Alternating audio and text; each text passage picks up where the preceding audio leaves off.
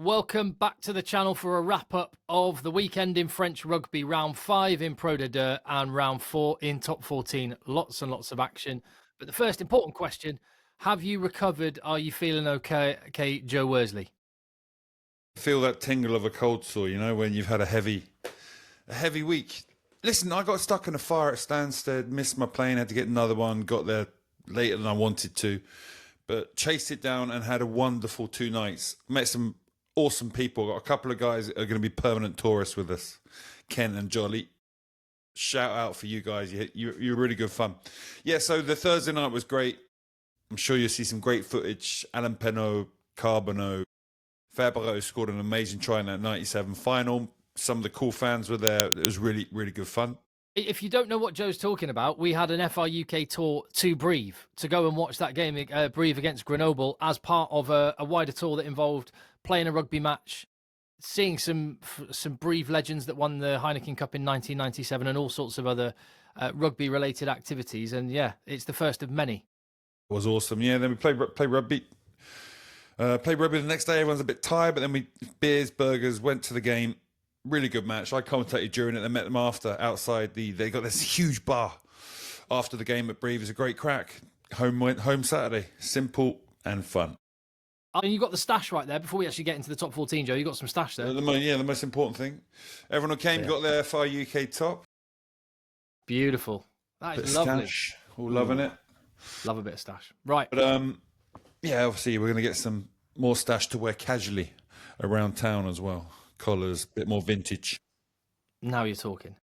Maybe a Ciel et Blanc scarf like the Bayonne fans wear. Let's start there in the top 14. Yeah. What a result for Aviron Bayonne.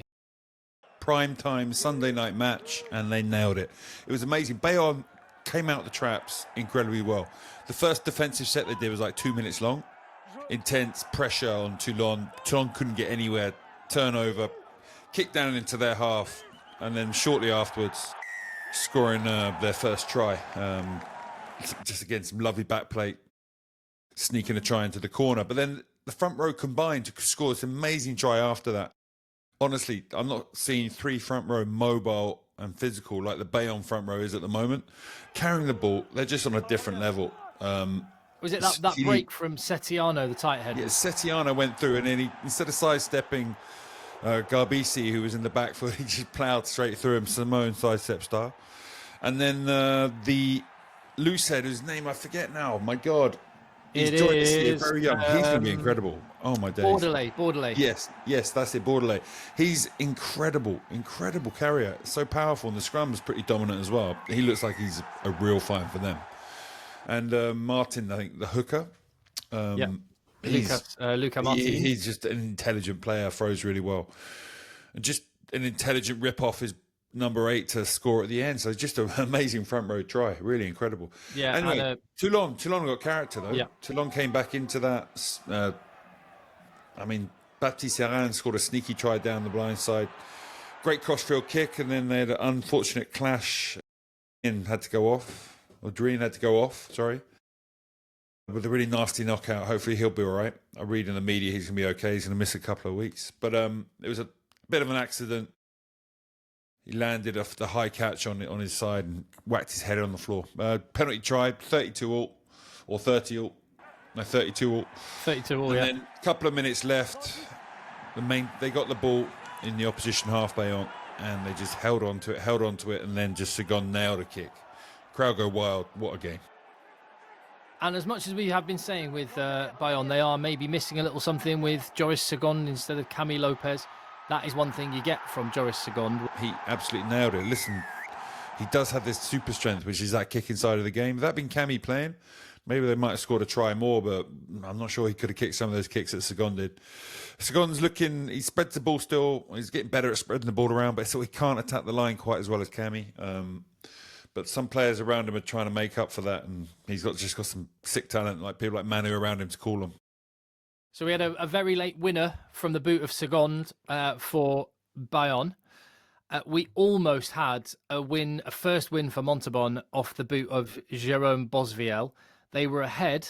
He scored a penalty on 77 minutes to put them 7 clear. and then 80th minute in injury time, they concede a try, and a heartbreak at their place. Yeah, they punctured. The atmosphere was amazing.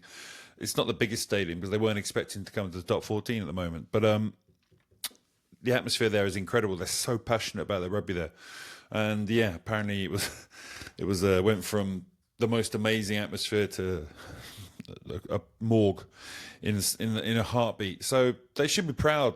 19-0. Montpellier probably came off the top of an amazing performance last week, where the emotions and adrenaline were here against Toulouse, and then boom against Montauban. Montauban made the most of it, and nearly got their first one over the line. Yeah, real shame for them. Are we living in some parallel universe where the Parisian teams are good? What's going on? Certainly, like Stade Francais just dealt with UBB easily. UBB are missing a lot of players, but even last year, the character they showed when they put the bin juice out, their bin juice is pretty good. Even when they turned the team around a bit and put a lot of people out. To be fair though, they do have like two guys just came out of the Espoirs playing halfback, and yeah, they're not injury wise is affecting them, but still they're really playing under where they were last year. They were just so dangerous. Yes, they did concede some points because when you play like they play, you're going to turn over the ball sometimes. But they were just making the most of all the opportunities they got, but currently they're not doing that, and they've still got a high turnover rate, which is causing them immense issues. And a team like Stade Francais can really make the most of that. What's changed from their point of view from last season to this? Yes, that Bordeaux have some players out and all the rest of it, but like you say, there's kind of a, I don't know, is this the Paul Gustard influence? A little bit more steel now he's got his feet under the desk. I don't know what's changed. Do you think? I certainly think he's going to be bringing them a lot more direction and understanding what they're going to do. Obviously, in France, Stuart Lancaster tried to really put on a imprint on Racing, which just didn't work and backfired completely. So I'm sure he's aware of that and won't try and push it that far, but he'll give them enough to be able to have the structures they need and hopefully leave them free to play when they need.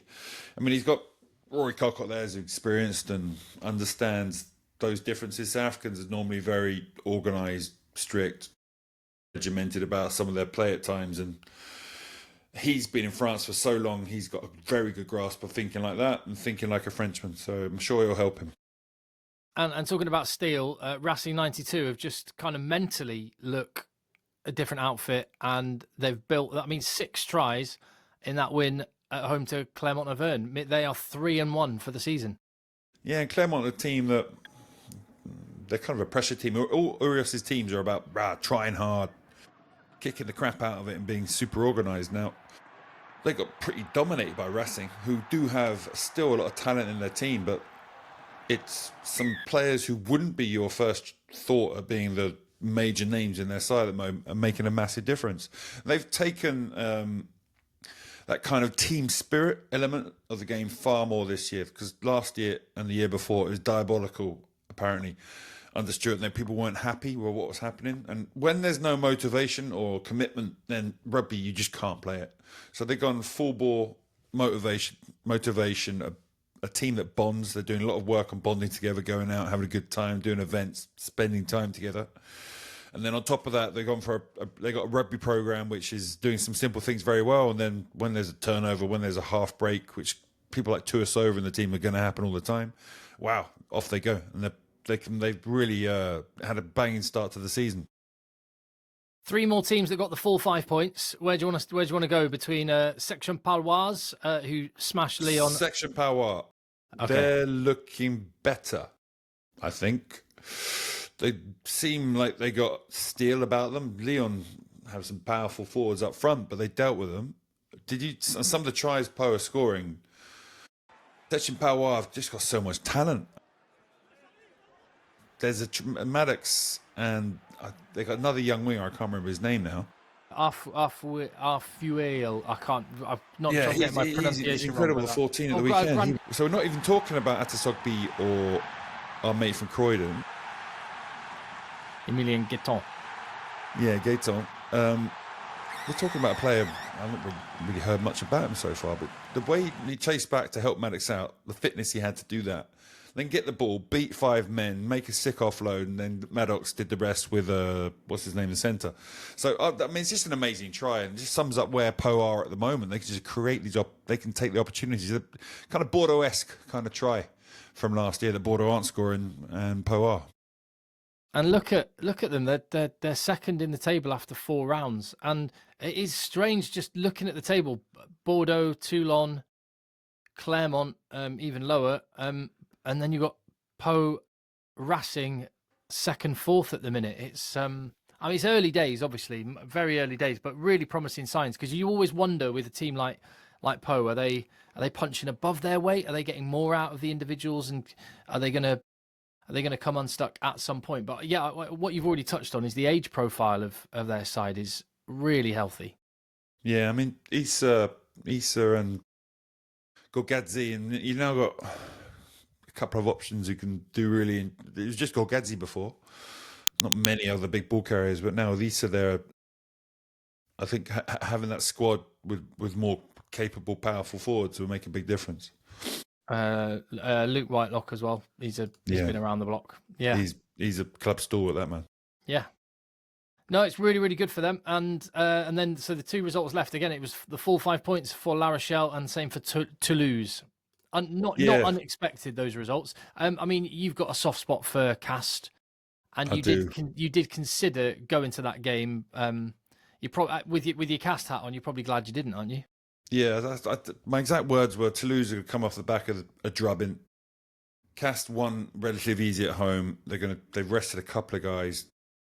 And I thought they were going to get beaten. I didn't realise they got their pants pulled down, I think, in that one. And yeah, I'm happy I didn't go for a couple of reasons. I didn't want to see that, and I was hanging out my arse, to be fair, as well. So by that point, I was glad about it. But still, still sure the atmosphere and everything would have got me up again. Could have gone to Trevor Brenner's bar, watched the World Cup final, and then gone to the game around the corner. It would have been good.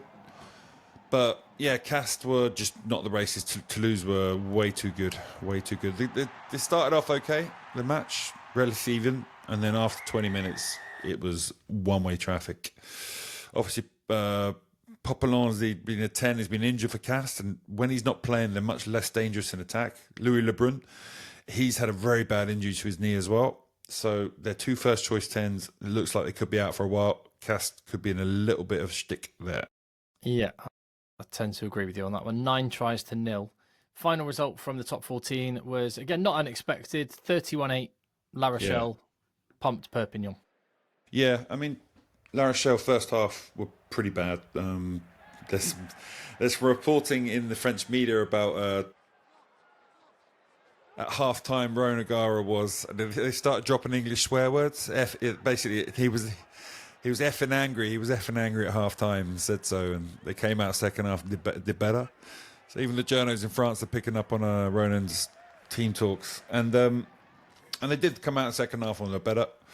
A bit below par, but again, Perpy for me this year will be the team who finished 13th, I think, judging on the quality now. Those 2 Parisian teams are wondering what's going to happen with them. Reduced budgets, lots of changes, but they've both kicked off pretty well. I'm not sure who's going to be, or who Perpignan will be able to get ahead of. Just one little observation on the Perpignan team as well. Is it as literal a translation that the Perpignan guy in number 12 jersey, Job Poulet, is that just like us going John Chicken? It is that, isn't it? It'd be a good name. I think it's not. Maybe it's a stage name. I'm not sure. I wouldn't go for Poulet though, would I? It's not the sort of name you want as a rugby player, anyway. But because you're anything but. But yeah, tough one. It's, as we've already identified, going to be a tough season for Perpignan. 4 rounds in. What are your sort of big picture thoughts on top 14, Joe? Toulouse a little bit up and down, but they started their pre-season really late. A bit like we saw from Grenoble. I think it's a tactic French teams are now starting to use. It's such a long season. So, okay, we're going to be shaky at the start, but it will pay back later on. So have a lot of injuries and it's affecting them. So they're really, really in need of some consistency and people to come back and get fit. But also on the flip side, at some point during the season, you have a lot of fresh players coming back, getting fit, getting to form. So that will give them a massive boost at some point. it's not just the back line. There are some forwards. I think Gray's got injured again. And anyway, there's some forwards to come back for them who are pretty tasty. I mean, missing Luku, obviously, is, for me, probably the biggest one. Luku is amazing, and he is a leader. And people like him can drag a club up. Since he's been there, that club's been different. He's one of the big reasons. When he's not on the pitch, their combative spirit, it just ain't the same. So I think it's just a demonstration of what that guy means to that team. Yes, Chalibert, missing him, my God, he can do amazing things. But honestly, Luku, he brings that human, competitive teamwork element that just no one else does. So those two big dogs, waiting to see. Parisian teams, we talked about them enough already. Lyon will be getting okay. Pau coming on the up and up. Toulon are looking like they were a bit last year. They've got to get better in attack to really go forward. Bayonne are still looking like a definite top six team. Here's one for you, Joe. Biggest game in October is at the final weekend, Saturday the 25th of October. Mark your card for Montauban against Perpignan. Yeah, well, I think, at Montauban as well. Oh, that'd be interesting. If they don't get that one over the line, then it's going to be a long year for them. So they'll be ploughing everything into that one. But just trying to get to because Perpignan are on 0 points, Montauban are on 2 at the minute after 4 games, and you'd think Montauban's target is to try and make the access match not drop automatically. So, yeah, that's a massive one in the months ahead. As for the week ahead, well, we'll be here the other side of the games covering it off. But let's turn our attention to Pro D2. Obviously, this is the home of live rugby here on FR UK. So hit subscribe. Make sure you catch us for Dax against Van this Thursday. And Dax, I mean, Brive found life tricky going there, so it's not an easy place to go. Van will be favourites, should be favourites, have got the better squad, but it's a tricky potential banana skin. I think Dax and Mont-de-Marsan, my hands down favourites to be, because they have financial issues. They had to reduce the budget, change players, change coaching staff completely. At least Orieka got some consistency going on despite having this tiny budget. And Carcassonne, I assume, will go back down. It's not playing out like that at all. Relegation's amazing, guys. Relegation's incredible. You've got 4 teams kind of in the mix now. Those 4 teams are all vying it out at the bottom, and that's going to happen all year, I think. Carcassonne won at Mont-de-Marsan. Incredible result for a team that's literally tiny budget coming up. And Dax, honestly, at home against Van, I just don't see them. I don't see them doing it. I don't see them winning that one. I tend to agree. Soyou-Angoulême. They seem to be They seem to have dropped from the heights of last season. Their highest ever finish in French League rugby.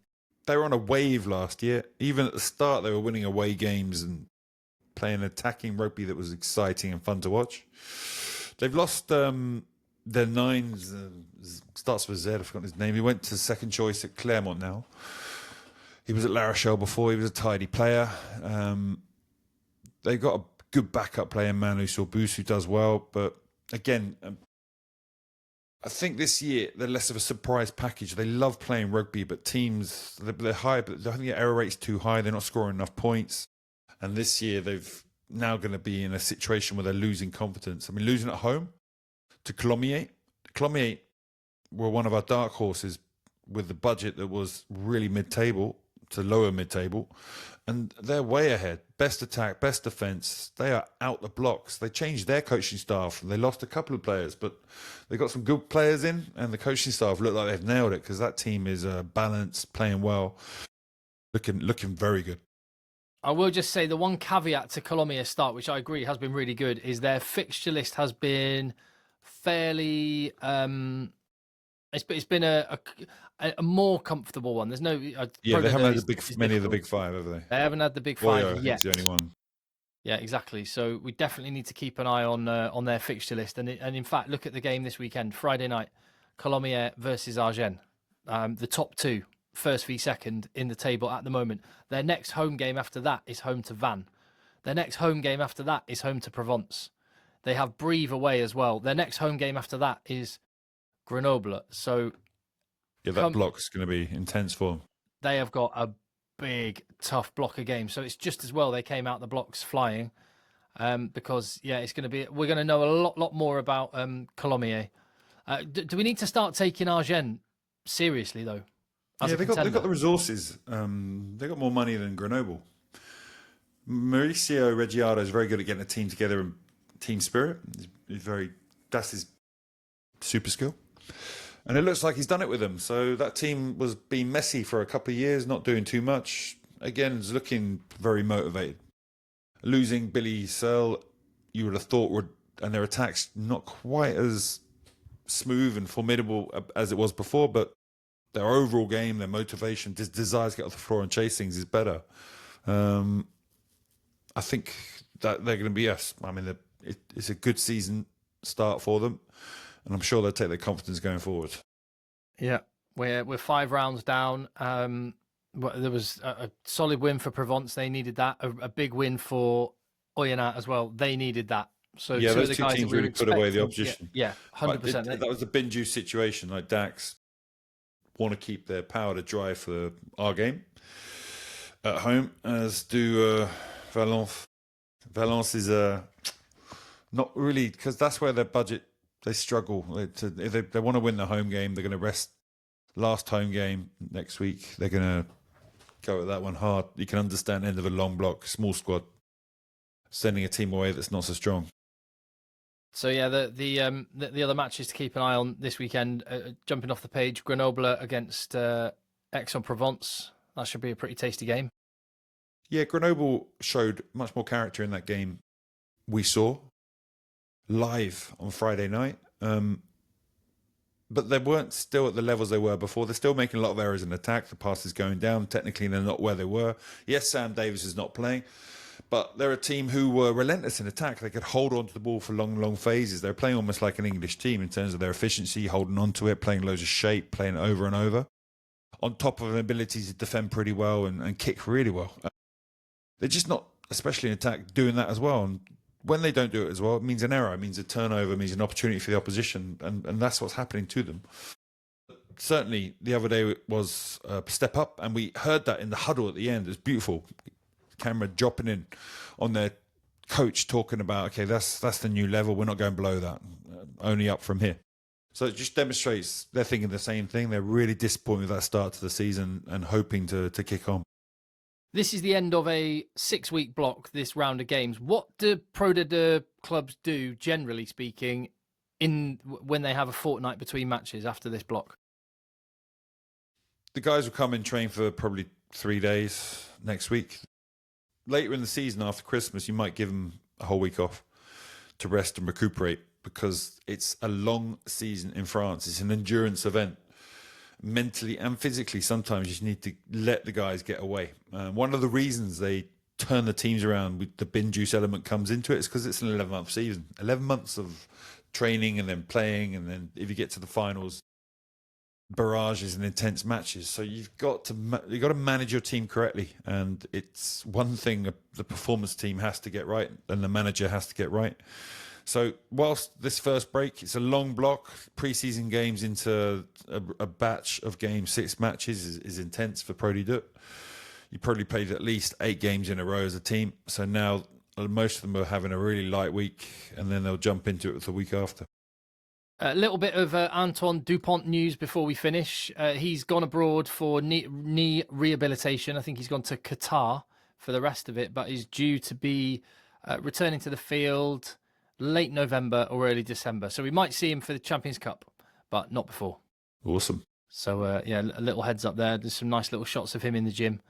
And, so he's going to miss the November window. But that might be something we start talking about in the next couple of weeks, is which French players should make the squad for the Autumn Nation Series. So we'll keep our eye on the top 14 for that one. Join us for the live game on Thursday night. Hit subscribe in the channel, give the video a thumbs up, and Joe Worsley, see you on the next one, mate. Cheers.